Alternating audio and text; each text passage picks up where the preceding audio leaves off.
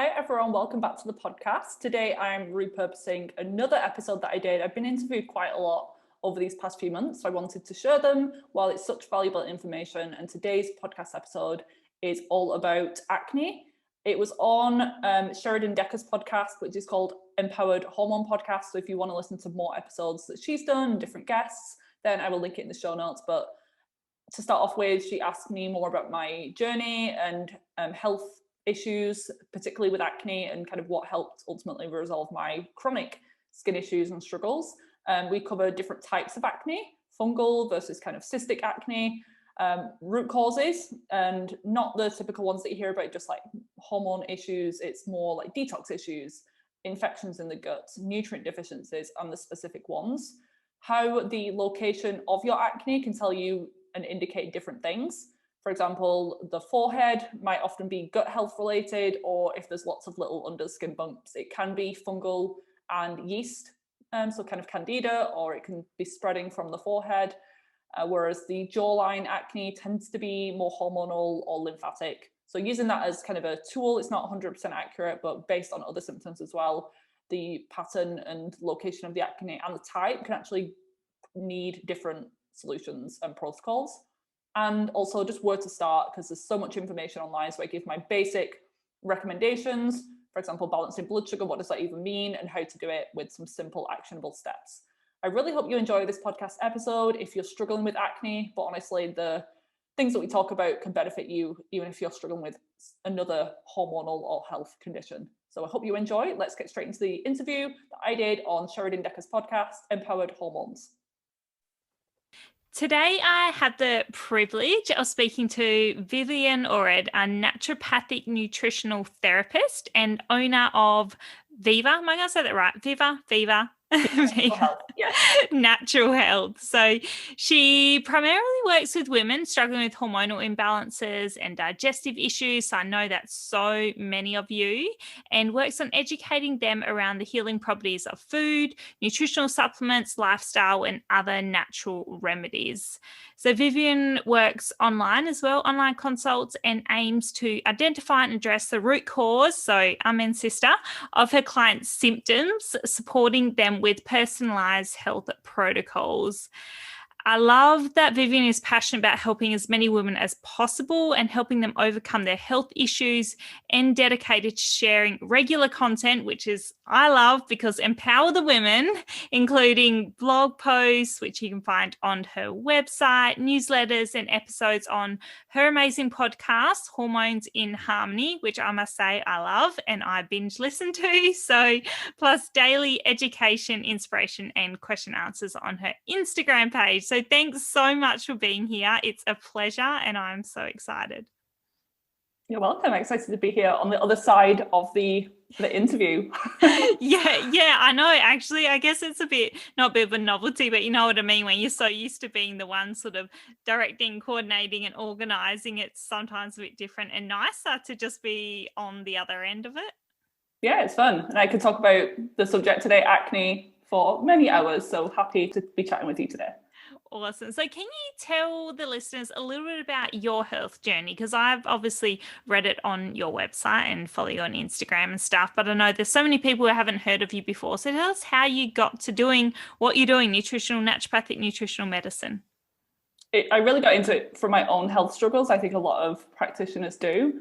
And my health journey really started around the age of 18. And this was a time when I was going to the gym more often because I felt a little bit body conscious, like a lot of teenagers do.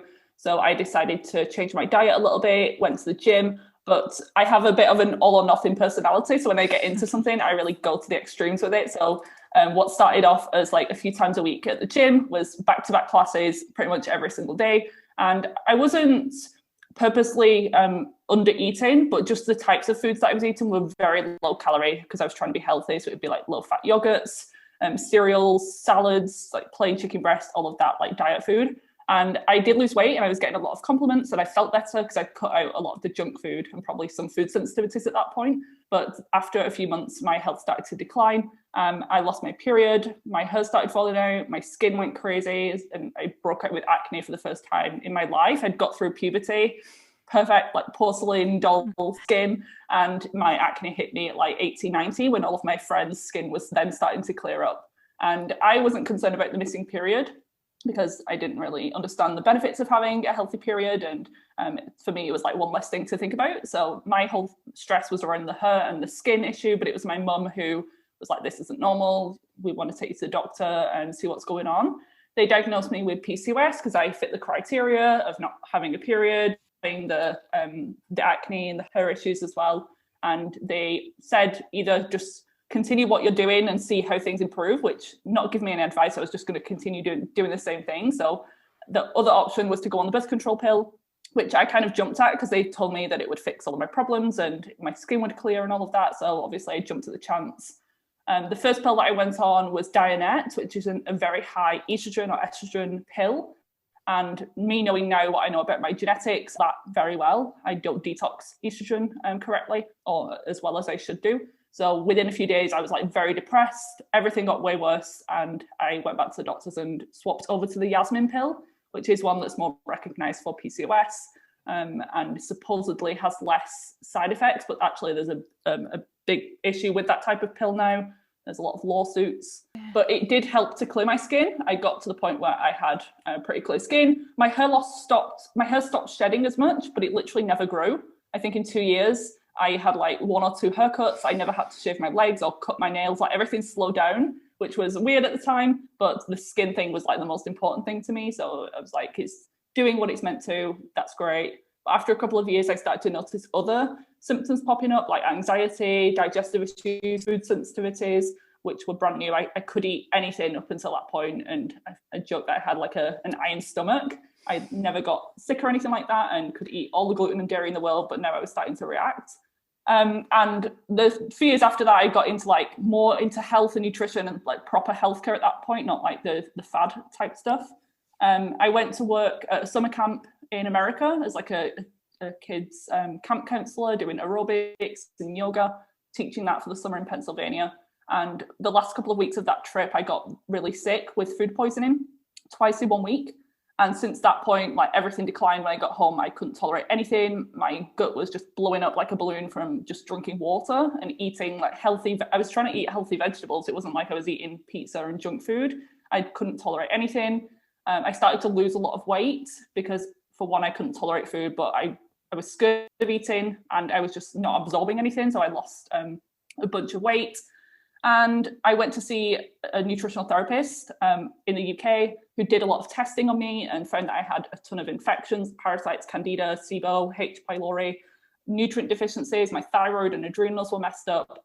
And she told me about the potential harmful effects of the birth control pill and how that was maybe worsening my gut issues. And I agreed that I wanted to figure out the root cause of my original symptoms at that point.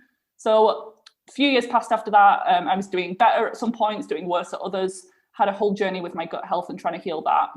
And that went on until, so from like age 21 till 25-ish, I'd say. I'm 26 now for reference. I was very up and down with symptoms. And I got to the point where I could manage things with my skin. I got to the place where I could have clear skin and go into the bathroom every day, all of that. But I'd have to eat an extremely strict diet. I'd have to take hundreds of pounds worth of supplements every month. I'd have to detox in some way every single day, whether it's through enemas or juicing or castor oil packs. And then I started to think this isn't normal. I shouldn't have to rely on all of these things to be healthy. And that's when I started to look further into like actual root causes, like real root causes. I knew that I had low progesterone and high estrogen levels, but I was thinking why, instead of just keep managing things with Vitex or saw palmetto herbs and things to push or increase hormone levels. I was thinking, why are my hormones out of whack in the first place? So then I started to read more about mold illness and mold exposure in the home, which in places like Australia and the UK and certain states in the US is quite a big deal. And I'd never at that point heard anyone talk about it. But then I started to see it everywhere, just on Instagram and what I was reading online and webinars popping up all over the place about it. So I really felt like the universe was like sending me all of these clues. And at first I was like very like hesitant. I was like, no, that's not something I'm dealing with because I couldn't see anything in my home. Bearing in mind, it was a very old home. It was built in the 1890s, I think, a Victorian terrace house in the UK. We're on like a floating island in the middle of the sea and it's raining and cold and damp. pretty much the majority of the year. And then the more I looked into it, these like light bulb moments were going off, and I was like, yeah, this is the root of a lot of things. And I know I talk about like the root cause quite a lot, but there's usually more than one thing. So it wasn't just the mold. It was the food poisoning, the birth control pill, the stress of overexercising and undereating. But I really feel like that, for me, not for everyone. So definitely not something to jump straight into if you're at the start of your health journey. But for me, the mold exposure was causing, it was suppressing my hormones. My body was in this constantly inflamed and stressed state. So my body wasn't ovulating. It was sending my blood sugar levels and insulin levels crazy. It was messing with my gut and causing leaky gut. So I was healing my gut over and over again and doing protocol after protocol. And it was just, infections would just keep coming back because my immune system was so suppressed. So it was only June of 2020 last year that I moved, because the thing with mold is that you need to deal with the air quality issue. And I was moving anyway, but it just came at the perfect time that I was moving into my new apartment. And so I could leave behind the old home. And in the past year, my health has improved significantly. It's been like a journey because the detox can be pretty rough, and it's quite a serious issue. But yeah, I feel the best that I've ever felt. At some points over the past few years, it felt like I was getting dementia, honestly. And my skin was just so inflamed and was just breaking out regardless of everything that I'm doing. I mean, I'm a nutritionist, and I was eating perfectly. I was taking all the supplements and things that I knew to help acne, and I still had a face full of breakouts. And I was like on client calls, I'm like, oh my God, this is so embarrassing. You feel like an imposter. But yeah, without the root cause being addressed, which in my experience was mold for me, for someone else it could be something else. But yeah, an acne issue or a hair loss issue is a symptom. So treating the body holistically and not just chasing after like what you're putting on topically, it really is like looking at the whole body, and just trying to keep going back and figuring out like the different factors that have led to that in your individual case. Yeah. Wow. So a couple things. One, I can't believe how similar our stories are, except for the mold. I haven't done mold testing, but everything else is just absolutely smack on, which is just insane. I love that, and I resonate, and I can get that. Yeah, the loss of periods, the doing all the things, the feeling like an imposter, just everything. Mold testing, because I know there'll be people listening. How do you test for mold? It's not oats or anything? An oat test can give some insight, but it's not. There's no like gold standard, and no test is going to be 100% accurate. To test the body, there is a specific test called a Great Plains Lab mycotoxin urine test. So it's from the same company who do organic acid quite frequently, so it's a different panel, and that is more specific to mold. Again, if you're really inflamed and really toxic, that test can come back negative a lot of the time. And to test the home, there are tests like the ERMI or HERTSME test, and there's companies in each country that do that. But getting help from an environmental investigation officer, I think they're called that, that would be the best option, because they literally scour the house from top to bottom and go in all the nooks and crannies to make sure that there's no mold. Whereas an ERMI test is just one of the petri dish things that you put in your home. So with certain molds, they're not heavy enough to kind of float to the bottom of the ground, or it depends on what day. If you've got the windows open, if you've got pets, that can all skew the results as well. So gold standard for that would to be get a mold specialist in, but that's very expensive. To start off, something like a do-it-yourself mold kit would be a good option. Yeah, wow. That's fascinating. Your story is incredible and amazing, and I know there's so many women who can resonate with so many elements, but the mold side of things is another whole rabbit hole that I'd love to go down, because it is, as you said, it's another one of those root causes, and you can be doing the nutrition stuff and the supplement stuff and feel like you're dealing with the underlying issue of low progesterone. But like you said, at the end of the day, why is it low, or why am I on saw palmetto, or why am I going down these certain liver detox pathways, or whatever it is. So today I want to pick your brain a bit on acne. So when you're working with people and you talk about you having acne and quite severe acne for quite a while, are there a couple of different types of acne? What are the different types, and where are we typically seeing them? Yeah, so I'll put it in kind of layman's terms, just so people listening can get an idea as to whether it's something that they're dealing with, because there are all the sciencey names, obviously. But A common one that people experience would be cystic acne, and it can get to the extreme of nodular acne, where it's like really deep, inflamed, sometimes very large, like boulder type breakouts on the skin. So cystic acne would be more of the inflamed red, it doesn't come to a head type breakouts, and commonly in the bottom half of the face, but honestly can be anywhere if things are quite bad. And then there's more of the surface level breakouts, so less inflamed, but can be blackheads and whiteheads. So they're known as comedones, either open or closed. Open comedones would be the whitehead, blackheads would be the closed comedones. And another one that I see is fungal acne, and I've struggled with this as well. And this comes from imbalances with the yeast in the microbiome of the skin. So the bacteria that we know that we have in the guts and the intestine, we have bacteria on and in our body as well. So on the skin, imbalances in the yeast levels can lead to fungal acne, and the type of yeast is called malassezia. It's also the same one that can be linked to dandruff. So if you're struggling with dandruff and acne, it could be that you're dealing with some sort of fungal aspect. And usually on the forehead is a very common place, and it's the type of bumpy acne that you can just see in certain lights, or it doesn't come to a head. Sometimes it can be a little bit itchy. Sometimes it can be down the sides of the face as well. So they would be the most common ones I'd see, but all have similar root causes, but sometimes you need to do slightly different things topically to address each one.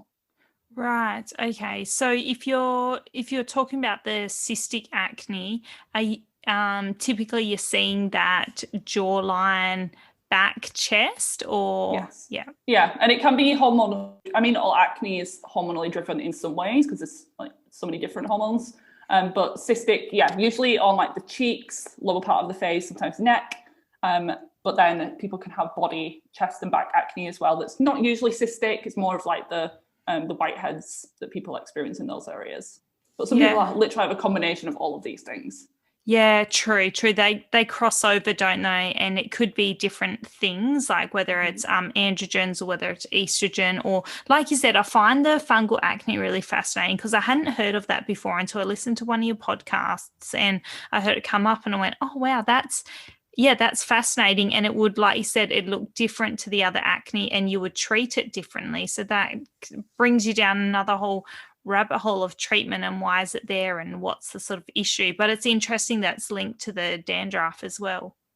Yeah, and it can be linked to yeast overgrowth internally. So if you're also struggling with symptoms of candida overgrowth, I think a lot of people are familiar with that term. So itchy skin, sugar cravings, brain fog, digestive issues, fungal nails, athlete's foot, any of those things, and you have acne and you have dandruff, then it's pointing more towards fungal. Yeah, of course.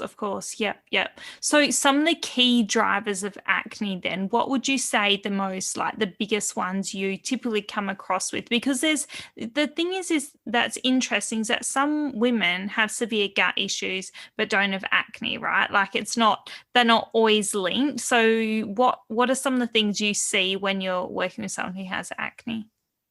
There's always a genetic component, so that's why someone can have acne and some people don't. Same with IBS, there's some sort of predisposition to getting that, or PCOS, there's genetic predispositions, but that doesn't mean to say that you're kind of screwed for life and it's something that you have to deal with. But commonly the gut is like a huge thing, even in people who don't have digestive symptoms. And that's what can make people overlook the gut and digestion as treatment, because they're so very concerned about their skin and acne, and they're just treating topically or just focusing on acne, but they can have gut infections like SIBO, H. pylori parasites, and not have symptoms, or some people overlook the digestive symptoms because they feel like they're normal in terms of the fact that they're gassy and bloated after every meal. They just think that's normal, so they don't even bring it up in conversation, or they go to the bathroom. I ask some clients, like, how often do you go to the bathroom? They're like, oh, once or twice. I'm like, a day? They're like, no, a week. And I'm like, that's step number one that needs to be addressed if you have acne, because otherwise you're just recirculating the toxins in the system. So always look to the gut. There's a thing like the skin is a magic mirror into the gut.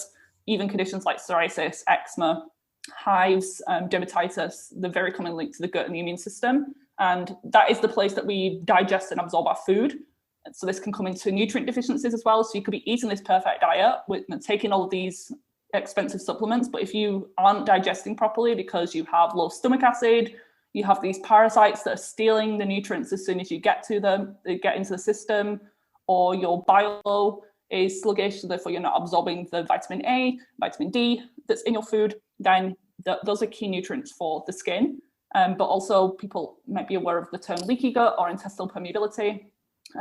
That's very commonly linked to acne and skin issues like rosacea as well. And sometimes I test. I've not been doing testing as much with clients in terms of stool testing, because just from clinical experience and symptoms and health history, a lot of the time I can just guarantee that they have infections. So I'd rather save the money in testing and put it towards some sort of treatment, because a lot of people are on budgets these days. And sometimes the people with the worst, with acne and no digestive symptoms have the worst gut health in terms of infections. And then there's people with IBS and all of these things, and it's just that they have a gluten intolerance and maybe a little bit of bad bacteria elevated. So you can't just go off how symptomatic am I? And a lot of, even Hippocrates said, all disease begins in the gut. And it's not for everyone, so can't make a blanket statement, but very commonly an issue. But there's all different problems in the gut that can contribute to skin issues. And just taking a probiotic or a digestive enzyme isn't gonna move the needle too much. So there's some people say that I've healed my gut, I've tried to heal, and it's not helped. And I asked them what they've done. They're like, yeah, I took some bone broth and some collagen powder and a probiotic. And like, that's not going to clear parasites or H. pylori or anything like that. So don't rule it out either, and always keep coming back to it, because it is such a common driver.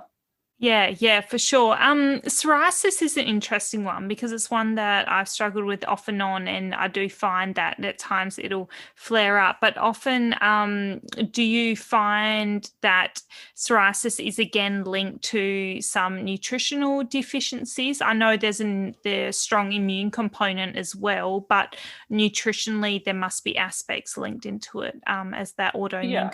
Yeah. Absolutely. But it then comes back to like, why aren't you getting enough zinc or selenium or amino acids in the first place? If you aren't taking them in, then that's something to address. But a lot of people are getting enough. It then comes back to malabsorption, so not actually digesting and absorbing. There is a big liver gallbladder and bile connection with psoriasis, so maybe that's something to look into a little bit more. But with it being an autoimmune condition, then the gut and the immune system is often impaired.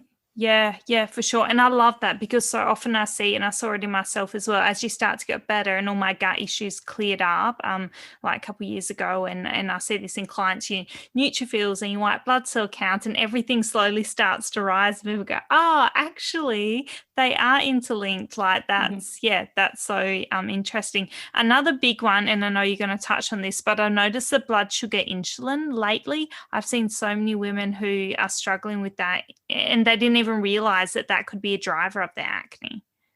And that's because they're probably asking their doctors to test the blood sugar and they're coming back normal. And that's because the doctors are waiting until you've got full-blown diabetes before they do anything about it. So they either think that you're completely fine and have zero blood sugar issues and don't need to worry about your diet at all, or you're full-blown diabetic and need to eat this with like very low-carb diet and can't go back. There is this huge gray area. Same with like gluten intolerance, so many different thyroid issues. They're just waiting until you have an imbalance before they can give you a medication and a diagnosis, unfortunately.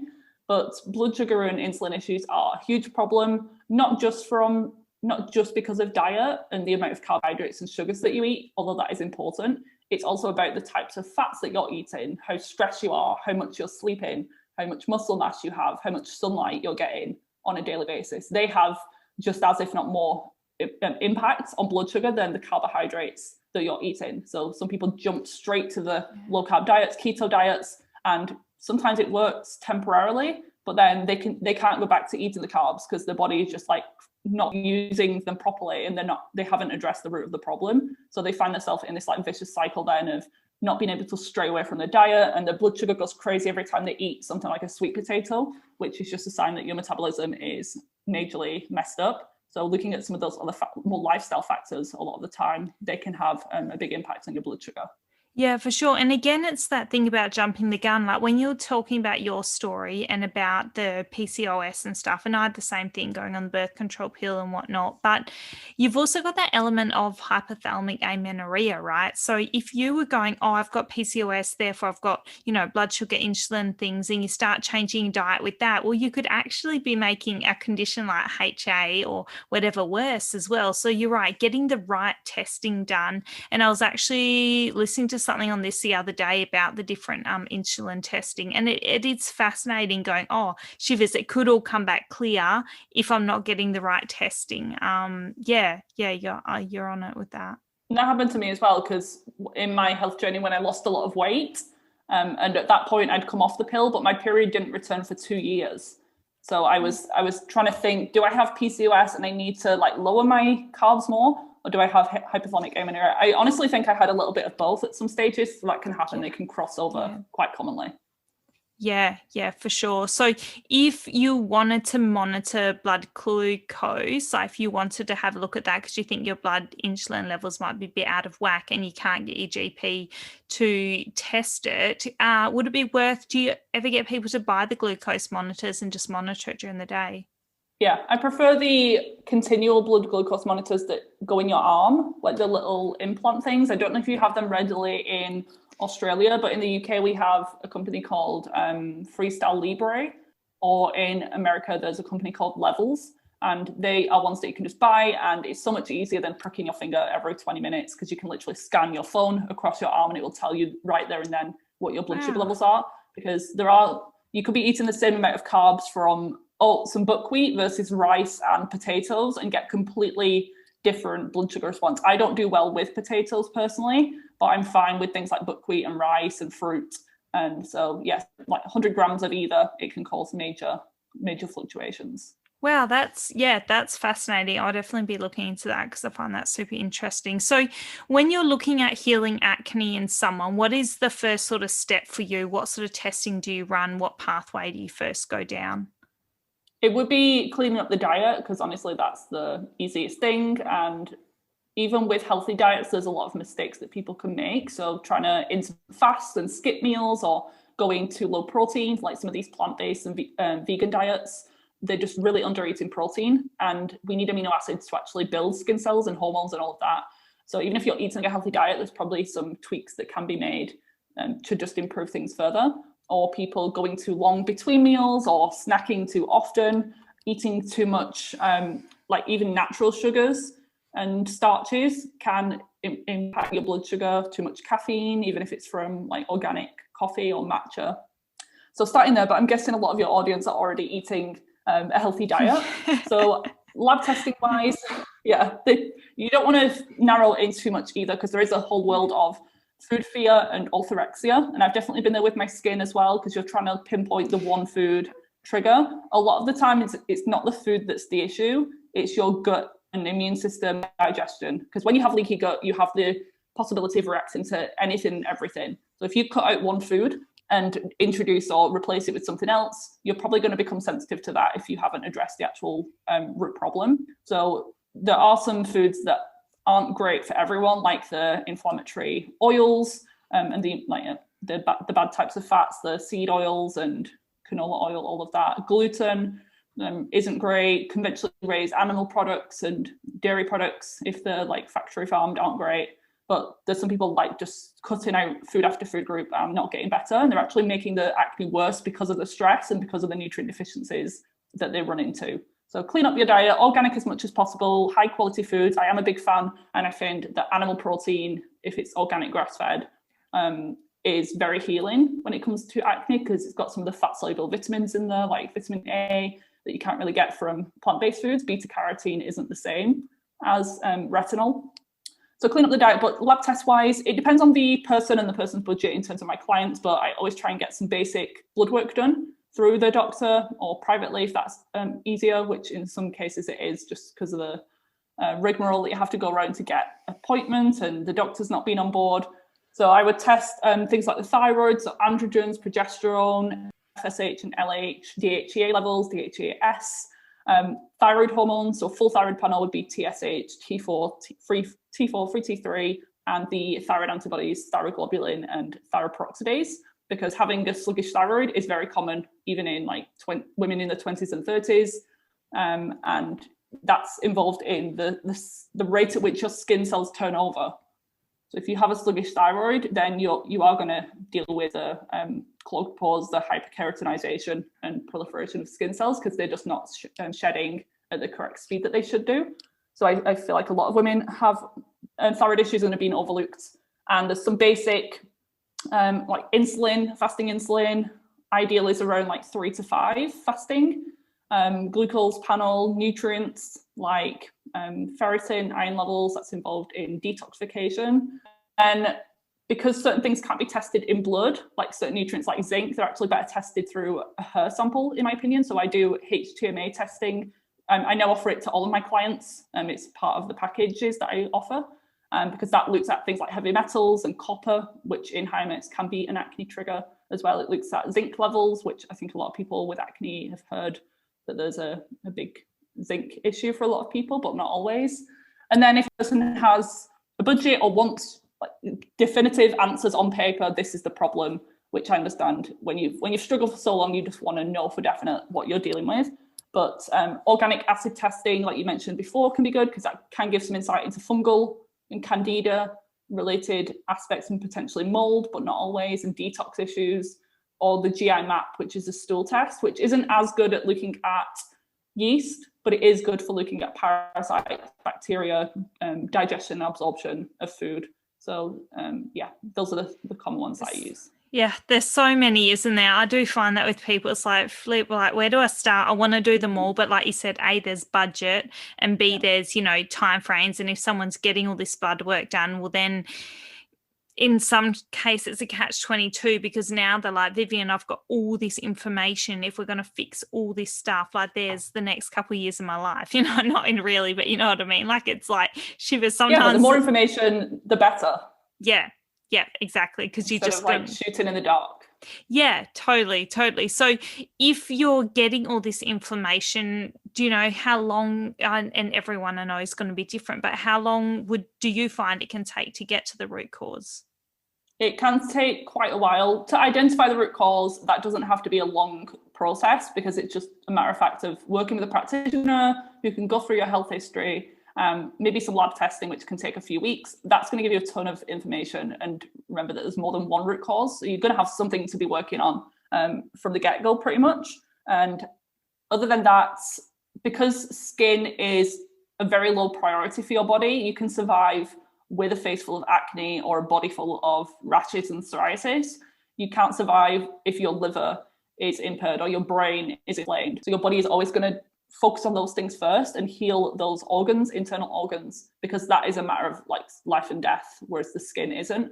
So the skin can often be one of the last things to improve, and that's definitely what happened with me. It was my very first symptom, my most annoying symptom, and the very last symptom to clear up fully. But now that it has cleared up, I know that my insides are fully healthy. Everything's working great because my body's now diverting nutrients and healing towards my skin.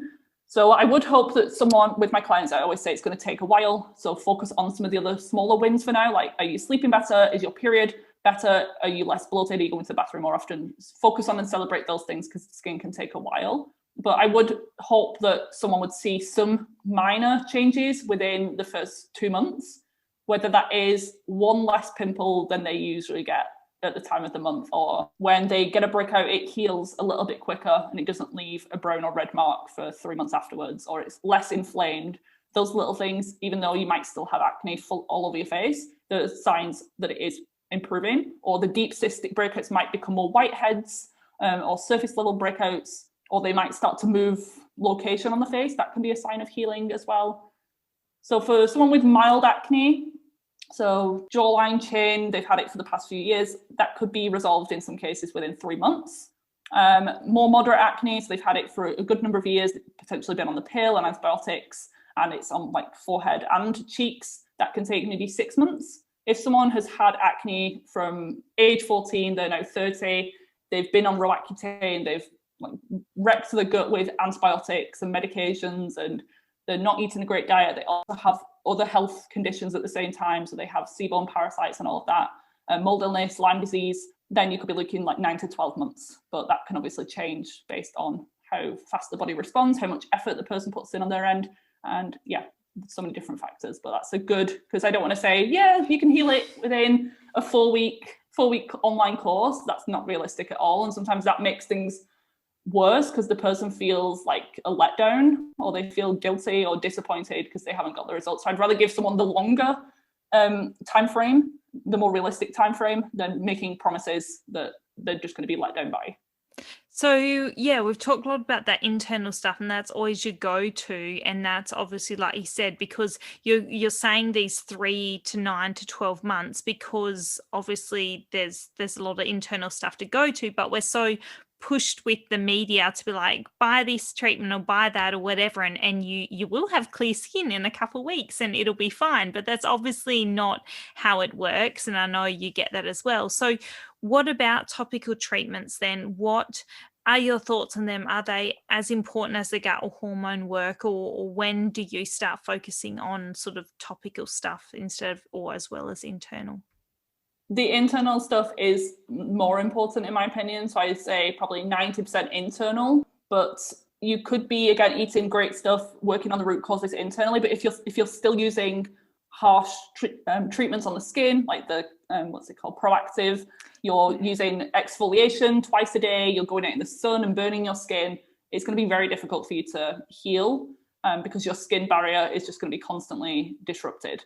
But that said, if you're using a perfect skincare routine, but you still have chronic inflammation from the inside, that's not going to work either. So it is a little bit of both. And with my acne clients, I do get them started on topical protocol pretty much from the get-go, because that can take a while to really kick in whilst we're doing the internal stuff simultaneously. But yeah, it is something to be looked at, because even some of these natural, maybe hormone-friendly, BPA, paraben-free, SLS-free natural products these days, a lot of them aren't acne-friendly. So they might be friendly to your hormones, but if you have acne-prone skin, some of them can be too heavy and occlusive. They might contain coconut oil. So just because they're good in one way doesn't mean they're good for acne. So I keep recommendations like very simple, basic, because when you have acne, your skin is sensitive, whether you think it or not. And the goal is to just improve things like the post-acne hyperpigmentation, or helping your skin cells shed at a more normal rate with a chemical exfoliant, and removing sunscreen at the end of the day. But yeah, the internal factors are more important in my opinion. Yeah, I love that. That's totally true. So what about, let's touch on food briefly then. What foods would you say are important for healing acne from that internal sort of aspect? Is there things that you found were triggers, or do you find that it is completely different for everyone? It's very different. So this is one thing. I know that there's some websites and people who say like leafy green vegetables and oily fish and like the usual thing, nuts and seeds. But for me, my biggest triggers were avocado, dark chocolate, so cacao, citrus, bone broth, apple cider vinegar. I was like pounding all of those things every single day because I read that they were the healthiest for skin, and it was making my acne a million times worse. And I thought I was detoxing, which is crazy, but it was just not a good fit because of my root causes. I had a big histamine component, and this is like a whole nother tangent, but that can go alongside gut issues and mold illness. I have many episodes on my podcast on these things if you want to learn a little bit more in a blog post. And I even did like a before and after with my skin on one blog post. I said I fixed my skin by eating less healthy within 1 week. And it was like cystic acne versus clear by cutting out all of those foods. So I was just so chronically inflamed. So it's very individual, but the kind of thread between them all is real whole foods.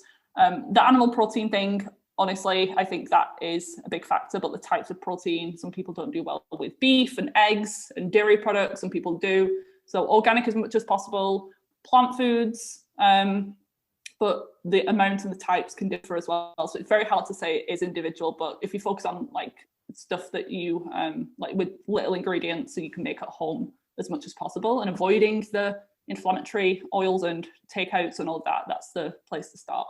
Yeah, I've been looking into AIP the last probably year or so just because of the psoriasis and immune stuff. And it's amazing what happens when you pull out some of those trigger foods. But I have been speaking to a few women recently who really react to the histamines, and it's starting to come up, like you said, like sometimes you just find things come up more and more. And I found the histamine one is super interesting. Like people will eat a couple histamine things and just have like full rash on their face and stuff like that, and it's like instantaneous. Like acne isn't I wouldn't say it's instant, like you don't notice it straight away as soon as you eat it, but histamine is I'd love to go down that rabbit hole, but that is a super interesting thing for people to take note of and think about. Is there any simple tests for histamine? Is it just a blood test, or the testing isn't great? I mean, one symptom that you could do is if you take your arm and you scratch your skin, if it stays red for a significant amount of time, that can be a sign, but that's not always the case for everyone. It's just coming back to symptoms. And if you improve on a lower histamine diet, then that's pretty much a given that histamine is a factor. So I have the blog post with like high histamine and antihistamine foods on my website and some other symptoms as well. Awesome. So if you're also a very allergic person, you have hay fever, allergies, eczema, runny nose, itchy eyes, itchy skin, then these are also signs that it might be a problem. But don't make the mistake that I did, is just like staying on a low histamine diet, because that I could get clear skin with that, but it was very restrictive. I was running into nutrient deficiencies because of it. And ultimately, we should be able to tolerate all of those foods because they're like the healthiest foods on the planet. So you're not tolerating like tomatoes, spinach, etc. It's just a sign that your gut is impaired and your detox issues and nutrient deficiencies. So yes, going on a low histamine diet can help to manage symptoms, but it's not going to address the root cause. You need to work on that simultaneously. Yeah, for sure. Well, yeah, so much to think about. My brain's going, oh yeah, of course, that makes sense. But yeah, amazing, incredible. Thank you. So we've covered it a lot today, but what are 3 things listeners could do sort of right now within the next couple of weeks or so to start rebuilding, healthier skin and, healthier gut ultimately, but sort of for that external aspect? I'll try and give some different, obviously all that stuff that you've spoken about, but I'll try and give some different recommendations. So sleep is huge. That's where we heal and detox, repair. And there's been studies that 1 night of sleep deprivation, which was described as being less than 6 hours a night, which a lot of people experience, that can make you more insulin resistant by up to 40%. So that's the whole thing with like not jumping straight to a low carb diet. Focus on your sleep, go to bed at maybe 10ish, wake up with the sun, have a sleep routine, wind down, not be on your screens, all of that boring stuff. But honestly, it's a big factor. Stress management and mindset is huge, particularly with acne. Having this like breakout and symptom on your face, there is a high risk of depression, anxiety, and low confidence as a result. So I totally understand that. You need to do something every day that you enjoy, that gets you into that parasympathetic rest and digest state, because that's the only state of the nervous system that we heal in. But if you hate meditation, don't force yourself to do meditation. You need to find something that works for you. So it could be going for a walk in nature, it could be a dance class, it could be journaling. Not just waiting until you're like majorly depressed and stressed out to do something about it. You need to be proactive rather than reactive. And the mindset thing is really important as well. Some of the things that we say to ourselves when we have skin issues is terrible. Like, you're so ugly, like nobody's going to love you, all of that stuff. Like, you look disgusting, don't go out tonight, like cancelling plans. That is really, really bad for just our mindset and our stress levels and our hormone levels. Because as women and as humans, we should be around people, we should be interacting. So it can make you very isolated and very lonely having acne, and that can block your healing abilities at the same time. So really work on your self-talk. Would you say what you're saying to a friend or sister? How would you treat them if they had acne? And it's really just repatterning the way that we think about ourselves and seeing acne as just a temporary thing. It's not going to be forever. There's so many options and answers out there. It's just about finding what works for you personally. And just maybe it's hard to say it in the moment, and I'd probably punch myself if I was to say this back when I had acne, but yeah, seeing it as like the magic mirror into your health.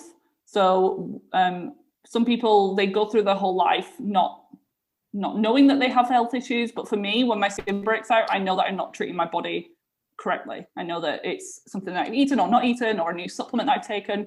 So it's an immediate like feedback signal as to how well my body, it's like a report card every single day, like the period is, or like your daily bowel movement is. It's just like a sign to be aware of, and be thankful for that. And yeah, just know that it's not going to be forever that you're dealing with it. And what you learn during that process, it's going to benefit your health in the long run. Potentially when all of your friends, everyone with clear skin now starts to develop more chronic and serious and life-threatening diseases 20, 30, 40 years down the line, you will hopefully be in a much better place health-wise because of what you learned dealing with the acne. And just even the way that you relate to other people and your empathy for other people really does improve. And then the last one would be to support your detox pathways. So making sure that you're going to the bathroom every day, that's step number one, at least 1 to 3 times, good, well-formed bowel movements. Do things like dry body brushing, regular sweating, but not over-exercising. You can do things like Epsom salt baths, making sure that you're moving your body and your lymphatic system with walking, strength training, and getting adequate sunlight, but making sure that you protect your face with sunscreen. The rest of your body, just be mindful not to burn, but you don't need to lather yourself in sunscreen every single day on your body because you need that vitamin D also. So they're the 3. Oh, well, that is the best 3 ever. Thank you so much. No, seriously though, thank you so much for all that information. I got so much out of today, and I know that all those women listening will as well. But because we covered so much today, what I want you guys to do, if you're listening, is to go to Vivian's website. So I will pop the links in the show notes, obviously, but for those listening, it is VIVA, so vivanaturalhealth.co.uk, and then /contact if you want to contact her.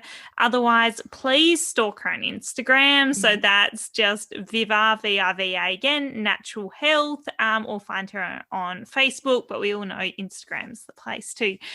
Find someone and send them DMs. It's a fun spot to be. So yeah, find you in those ways. Is there any other ways? Oh, your and the podcast. Yeah.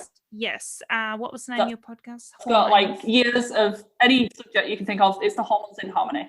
Yes. Awesome. Yeah. So tip on podcast, guys, go to something like Hormones in Harmony and then just search for things. Like if you want to know more about acne, just search acne and you'll see all Vivian's podcasts on it. Or if you thought the fungal thing or the mold thing or even the histamine stuff, anything that came up today and you went, oh, shivers, yeah, actually I want to know more on that. Either, yeah, you can jump to a blogs or yeah, jump to a podcast and have a listen, because there's so much stuff out there and there's so much free good content as well from amazing people like Viv. So jump over, have a look, have a stalk. Yeah, that will be in the show notes. But thank you again so much. I really, really appreciate the time. And I know there was, so much good content in there today. You're welcome. It was great chatting with you. And I hope everyone listening found at least something useful in there.